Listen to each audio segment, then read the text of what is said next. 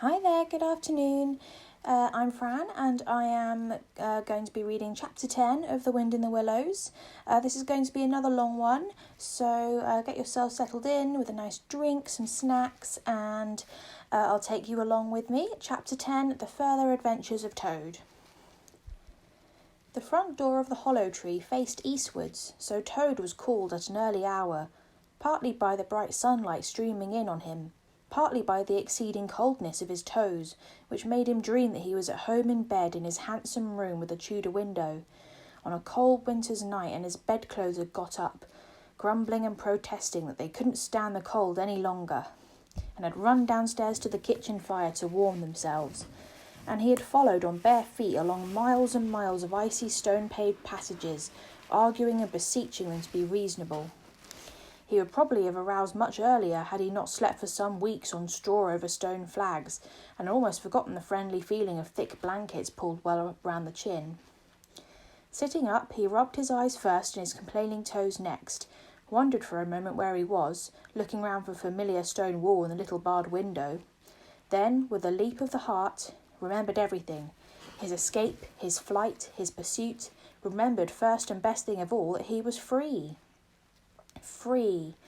The word and the thought alone were worth 50 blankets.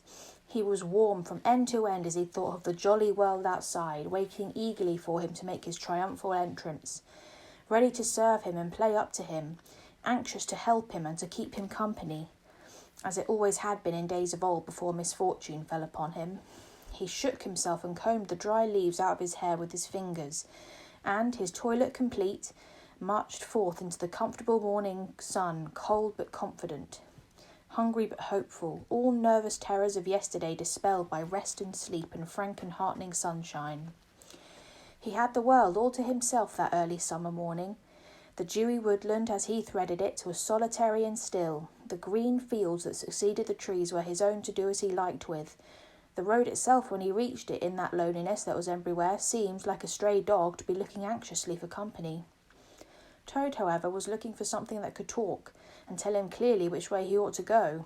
It's all very well when you have a light heart and a clear conscience and money in your pocket and nobody scouring the country for you to drag you off to prison again, to follow where the road beckons and points, not caring whither.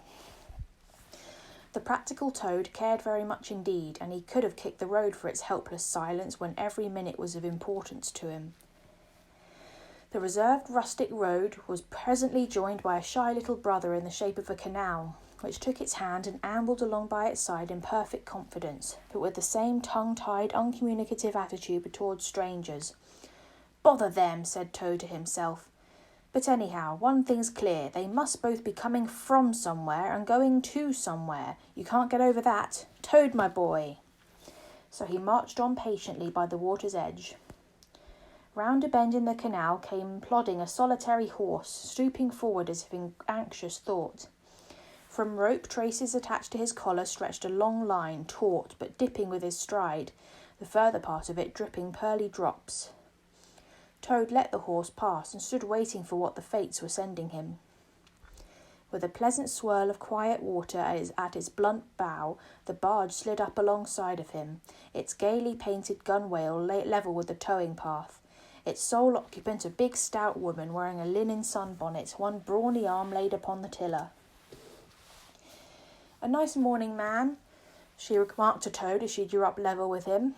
"I dare say it is, ma'am," responded Toad politely as he walked along the tow path abreast of her. "I dare it is a nice morning to them it's not in sore trouble like what I am. Here's my married daughter. She sends off to me post-haste to come to her at once, so off I comes, not knowing what may be happening or going to happen, but fearing the worst, as you will understand, ma'am, if you're a mother too. And I've left my business to look after itself. I'm in the washing and laundering line, you must know, ma'am. And I've left my young children to look after themselves, and a more mischievous and troublesome set of young imps doesn't exist, ma'am. And I've lost all my money and lost my way. And as for what may be happening to my married daughter, why, I don't like to think of it, ma'am." "Where might your married daughter be living, ma'am?" asked the barge woman. "She lives near to the river, ma'am," replied Toad. "Close to a fine house called Toad Hall. That's somewhere hereabouts in these parts.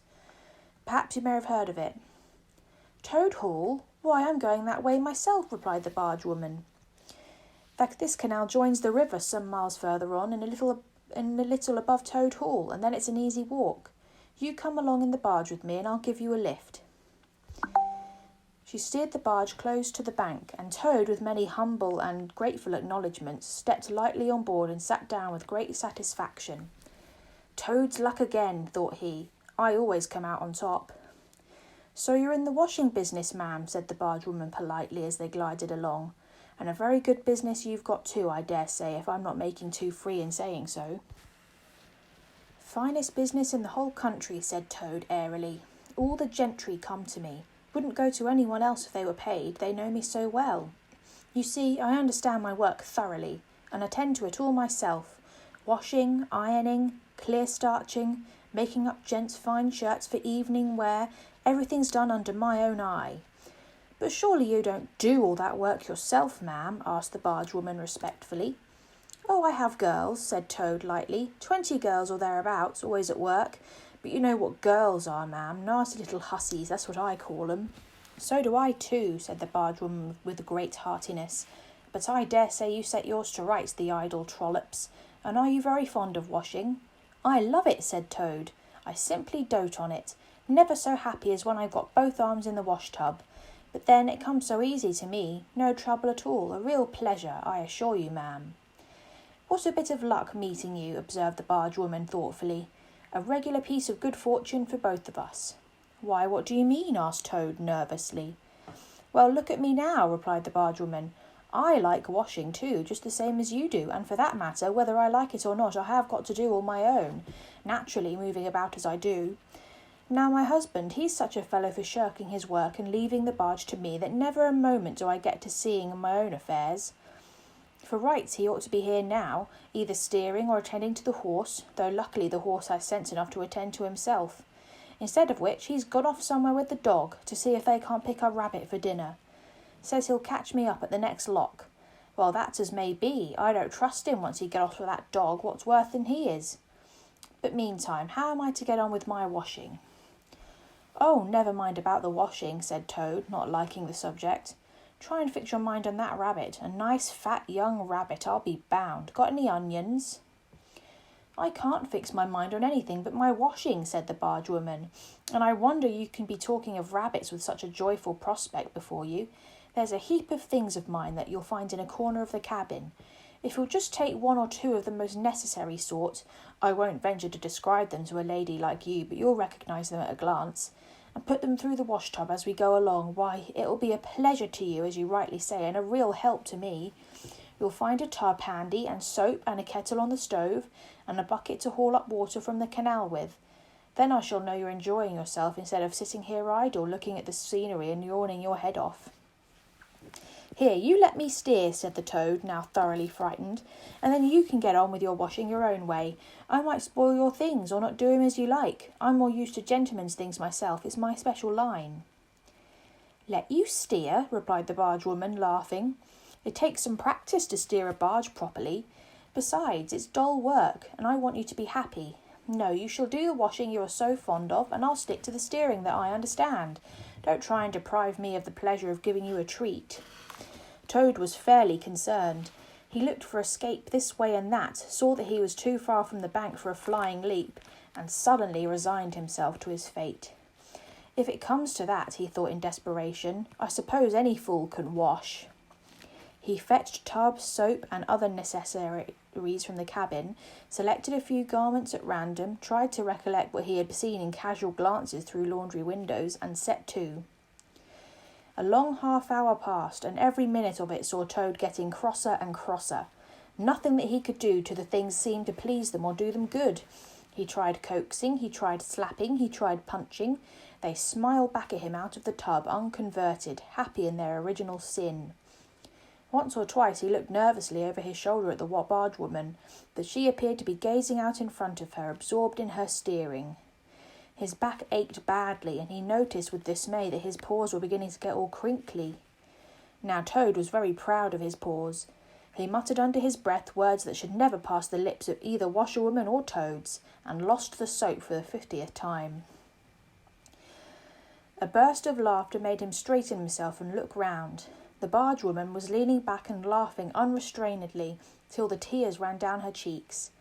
"I've been watching you all the time," she gasped. "I thought you must be a humbug all along from the conceited way you talked. Pretty washerwoman you are. Never washed so much of a dishclout in your life, I'll lay." Toad's temper, which had been simmering viciously for some time, now fairly boiled over, and he lost all control of himself. "You common, low, fat barge woman," he shouted. "Don't you dare talk to your betters like that. Washerwoman indeed. I'll have you know that I am a toad, a very well-known, respected, distinguished toad. I may be under a bit of cloud at present, but I will not be laughed at by a barge woman." The woman moved nearer to him and peered under his bonnet keenly and closely. "Why, so you are," she cried. "Well, I never. A horrid, nasty, crawly toad, and in my nice, clean barge too. Now that is a thing I will not have." She relinquished the tiller for a moment. One big mottled arm shot out and caught Toad by a foreleg, while the other gripped him fast by a hind leg. Then the world turned suddenly upside down. The barge seemed to flit lightly across the sky, the wind whistled in his ears, and Toad found himself flying through the air, revolving rapidly as he went. The water, when he eventually reached it with a loud splash, proved quite cold enough for his taste, though its chill was not sufficient to quell his proud spirit or slake the heat of his furious temper. He rose to the surface spluttering, and when he had wiped the duckweed out of his eyes, the first thing he saw was the fat barge woman looking back at him over the stern of the retreating barge and laughing, and he vowed as he coughed and coughed to be even with her. He struck out for the shore, but the cotton gown greatly impeded his efforts, and when at length he touched land, he found it hard to climb up the steep bank unassisted. He had to take a minute or two's rest to recover his breath, then, gathering his wet skirts well over his arms, started to run after the barge as fast as his legs would carry him, wild with indignation, thirsting for revenge. The barge woman was still laughing when he drew up level with her. "Put yourself through your mangle, washwoman," she called out, "and iron your face and crimp it, and you'll pass for quite a decent-looking toad." Toad never paused to reply. Solid revenge was what he wanted, not cheap, windy, verbal triumphs, though he had a thing or two in mind that he'd like to have said. He saw what he wanted ahead of him. Running swiftly on, he overtook the horse, unfastened the tow rope, and cast off, jumped lightly on the horse's back, and urged it to a gallop by kicking it vigorously on the sides. He steered it for the open country, abandoning the towpath and swinging his head down a russy lane. Once he looked back and saw that the barge had run aground on the other side of the canal, and the barge woman was gesticulating wildly and shouting, "Stop, stop, stop!" "I've heard that song before," said Toad, laughing, as he continued to spur his steed onwards in its wild career. The barge horse was not capable of any sustained effort, and its gallop soon subsided into a trot, and its trot into an easy walk. But Toad was quite contented with this, knowing that he, at any rate, was moving, and the barge was not. He had quite recovered his temper now that he had done something he thought was really clever, and he was satisfied to jog along quietly in the sun, steering his horse along byways and bridle paths, and trying to forget how very long it was since he had had a square meal till the canal had been left very far behind him. He had travelled some miles, his horse and he was feeling drowsy in the hot sunshine when the horse stopped, lowered his head and began to nibble the grass, and Toad, waking up, just saved himself from falling off by an effort. He looked about him and found he was on a wide common, dotted with patches of gorse and bramble as far as he could see. Near him stood a dingy gypsy caravan, and beside it was a man sitting on a bucket turned upside down, very busy smoking and staring into the wide world. A fire of sticks was burning nearby, and over the fire hung an iron pot, and out of that pot came forth bubblings and gurglings and a vague suggestive steaminess. Also smells, warm, rich and varied smells that twined and twisted and wreathed themselves at last into one complete, voluptuous, perfect smell that seemed like the very soul of nature taking form and appearing to her children, a true goddess, a mother of solace and comfort. Toad now knew well that he had not been really hungry before. What he had felt earlier in the day had been a mere trifling qualm. This was the real thing at last, and no mistake, and it would have to be dealt with speedily too, or there would be trouble for somebody or something. He looked over at the man carefully, wondering vaguely whether it would be easier to fight him or cajole him. So there he sat and sniffed and looked at the man, and the man sat and smoked and looked at him. Presently the man took his pipe out of his mouth and remarked in a careless way, "Want to sell that there horse of yours?" Toad was completely taken aback. He did not know that they were fond of horse dealing and never missed an opportunity, and he had not reflected that caravans were always on the move and took a deal of drawing. It had not occurred to him to turn the horse into cash, and the man's suggestion seemed to smooth the way towards the two things he wanted so badly, ready money and a solid breakfast. "What?" he said. "Me sell this beautiful young horse of mine? Oh, no, it's out of the question. Who's going to take the washing home to my customers every week? Besides, I'm too fond of him, and he simply dotes on me." "Try and love a donkey," suggested the man. "Some people do." "You don't seem to see," continued Toad, "that this fine horse of mine is a cut above you altogether. He's a blood horse. He is partly, not the part you see, of course, another part. And he has been a prize hackney too in his time, and that was the time before you knew him, but you can still tell it on him at a glance, if you understand anything about horses. No, it's not to be thought of for a moment. All the same, how much might you be disposed to offer me for this beautiful young horse of mine?" The man looked the horse over, and then he looked Toad over with equal care and looked at the horse again.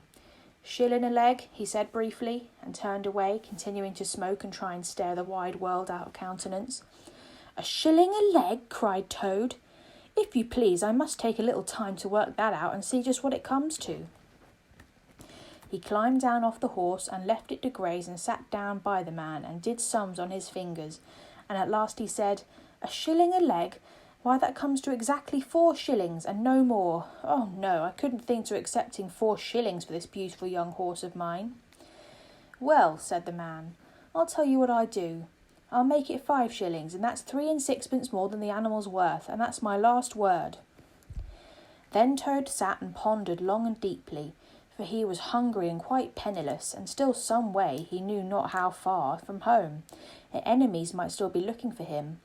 To one in such a situation, 5 shillings may well appear a large sum of money, but on the other hand, it did not seem very much to get for a horse. But then again, the horse hadn't cost him anything, so whatever he got was all clear profit. At last he said firmly, "Look here, man, I'll tell you what we will do, and this is my last word. You shall hand me over 6 shillings and 6pence, cash down, and further, in addition thereto, you shall give me as much breakfast as I can possibly eat, at one sitting, of course, out of that iron pot of yours that keeps sending forth such delicious and exciting smells. In return, I will make over to you my spirited young horse, with all the beautiful harness and trappings that are on him, freely thrown in. If that's not good enough for you, say no, and I'll be getting on. I know a man near here who's wanted this horse of mine for years." The man grumbled frightfully and declared that if he did a few more deals of that sort he'd be ruined. But in the end he lugged a dirty canvas bag out of the depths of the trouser pocket and counted out 6 shillings and 6pence into Toad's paw. Then he disappeared into the caravan for an instant and returned with a large iron plate and a knife, fork and spoon. He tilted up the pot, and a glorious steam of hot, rich stew gurgled onto the plate. It was indeed the most beautiful stew in the world, being made of partridges and pheasants and chickens and hares and rabbits and peahens and guinea fowls and 1 or 2 other things. Toad took the plate on his lap, almost crying, and stuffed and stuffed and stuffed, and kept asking for more, and the man never grudged it him. He thought he had never eaten so good a breakfast in all his life. When Toad had taken up as much stew on board as he thought he could possibly hold, he got up and said goodbye to the man, and took an affectionate farewell of the horse, and the man who knew the riverside well gave him directions which way to go, and he set forth on his travels again in the best possible spirits. He was indeed a very different Toad from the animal of an hour ago. The sun was shining brightly, his wet clothes were once dry again, and he had money in his pocket once more. He was nearing home and friends and safety, and most and best of all, he had a substantial meal, hot and nourishing, and felt big and strong and careless and self-confident. As he tramped along gaily, he thought of his adventures and escapes, and how when things seemed at their worst he had always managed to find a way out, and his pride and conceit began to swell within him. "Ho, ho," he said to himself as he marched along with chin in the air. "What a clever toad I am! There is surely no animal equal to me for cleverness in the whole world. My enemies shut me up in prison, encircled by sentries, watched night and day by warders. I walk out through them all by sheer ability coupled with courage. They pursue me with engines and policemen and revolvers. I snap my fingers at them and vanish, laughing into space. I am unfortunately thrown into a canal by a woman, fat of body and very evil-minded. What of it? I swim ashore, I seize her horse, I ride off in triumph, and I sell the horse for a whole pocketful of money and an excellent breakfast. Ho, ho! I am the toad, the handsome, the popular, the successful toad." He got so puffed up with conceit that he made up a song as he walked in praise of himself, and sang it at the top of his voice. There was no one to hear it but him. It was perhaps the most conceited song that any animal ever composed. "The world has held great heroes, as history books have showed, but never a name to go down to fame compared with that of Toad. The clever man at Oxford know all there is to be knowed, but none of them know one half as much as intelligent Mr. Toad. The animals sat in the ark and cried, their tears in torrents flowed. Who was it they said, there's land ahead, encouraging Mr. Toad? The army all saluted as they marched along the road. Was it the king or Kitchener? No, it was Mr. Toad. The queen and her ladies in waiting sat at the window and sewed. She cried, look, who's that handsome man? They answered, Mr. Toad. There was a great deal more of the same sort, but too dreadfully conceited to be written down. These are some of the milder verses. He sang as he walked, and he walked as he sang, and got more inflated every minute. But his pride was shortly to have a severe fall.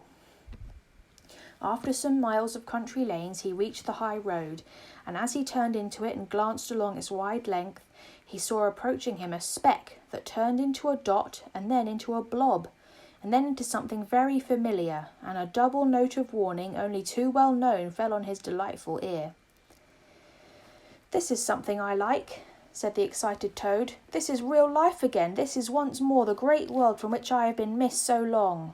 I will hail them, my brothers of the wheel, and pitch them a yarn of the sort that have been so successful hitherto, and they will give me a lift, of course. And then I will talk to them some more, and perhaps with luck it may even end up in my driving back to Toad Hall in a motor car. There will be one in the eye for Badger. He stepped confidently out into the road to hail the motor car, which came along at an easy pace, slowing down as it neared the lane, when suddenly he became very pale. His heart turned to water, his knees shook and yielded under him, and he doubled up and collapsed with a sickening pain in his interior. And well he might, the unhappy animal, for the approaching car was the very one he had stolen out of the yard at the Red Lion Hotel on that fatal day when all his troubles began, and the people in it were the very same people he had sat and watched at luncheon in the coffee room.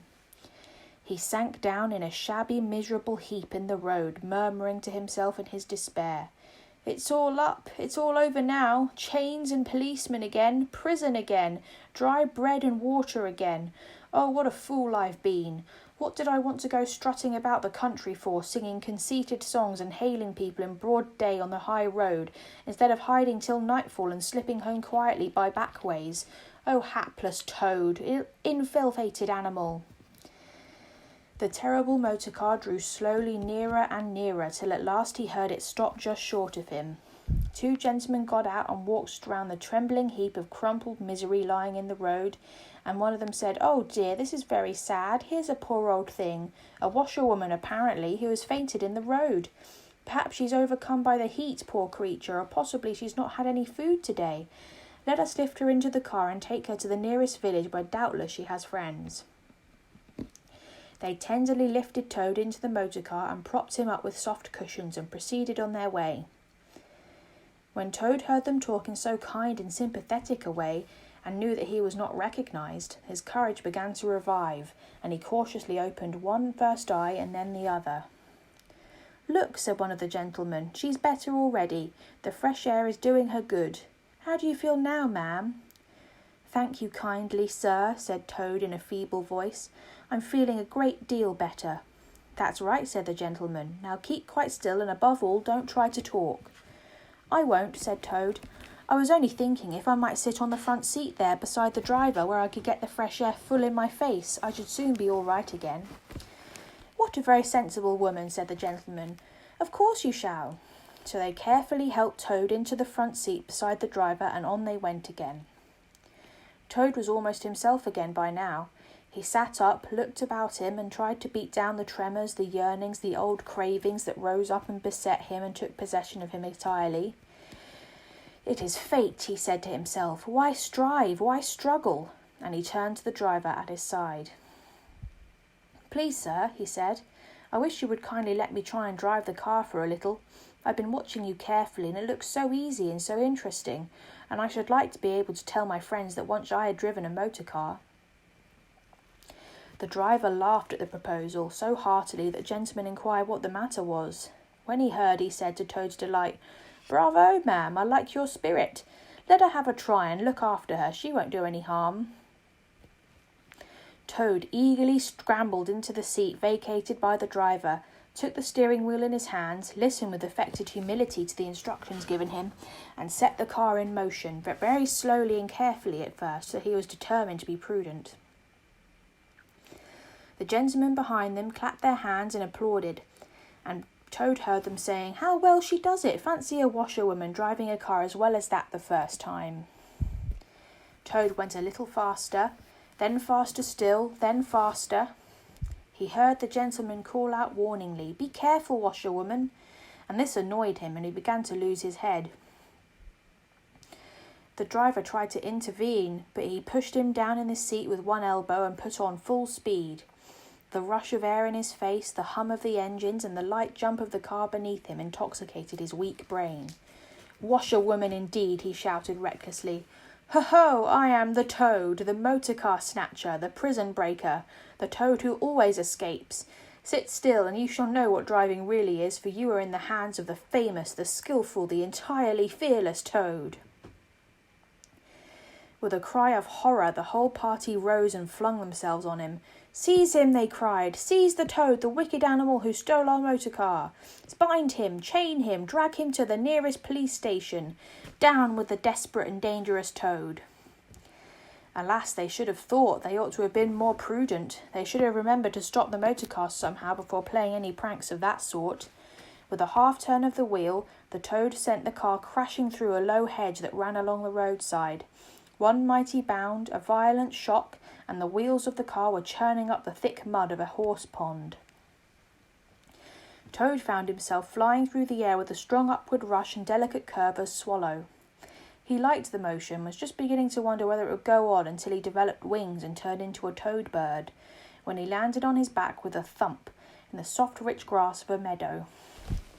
Sitting up, he could just see the motor car in the pond, neatly submerged. The gentleman and the driver, encumbered by their long coats, were floundering helplessly in the water.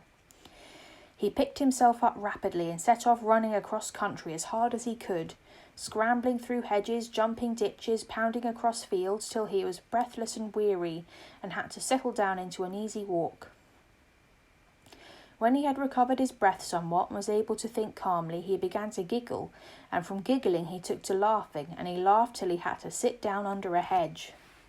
"Ho-ho!" he cried, in ecstasies of self-admiration.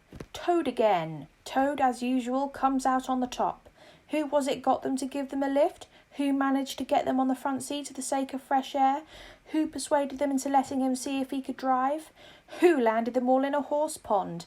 Who escaped, flying gaily and unscathed through the air, leaving the narrow-minded, grudging, timid excursionists in the mud where they should rightly be?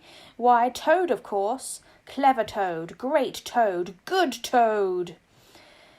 Then he burst into song again and chanted with uplifted voice, "The motor car went poop, poop, poop as it raced along the road. Who was it steered into a pond? Ingenious Mr. Toad. Oh, how clever I am, how clever, how very clever." A slight noise in the distance made him turn at his head and look. Oh, horror! Oh, mystery! Oh, despair!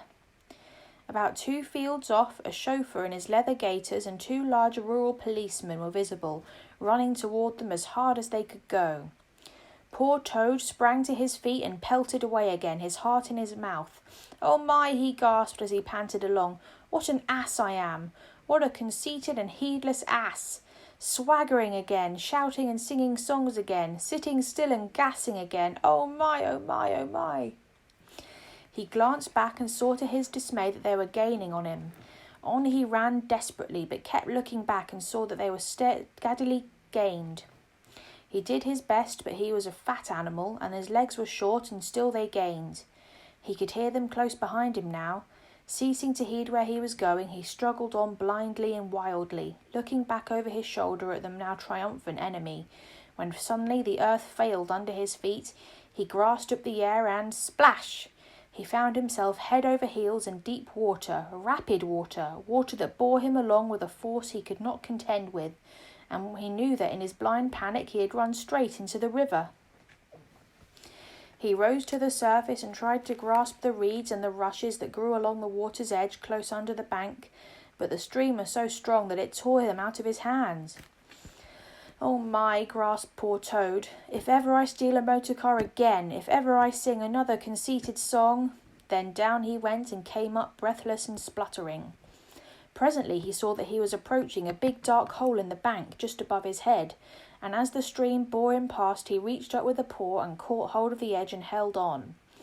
Then slowly and with difficulty he drew himself up out of the water, till at last he was able to rest his elbows on the edge of the hole. There he remained for quite some minutes, puffing and panting, for he was quite exhausted. As he sighed and blew and stared before him into the dark hole, some bright small thing shone and twinkled in the depths, moving towards him. As it approached, a face grew up gradually around it.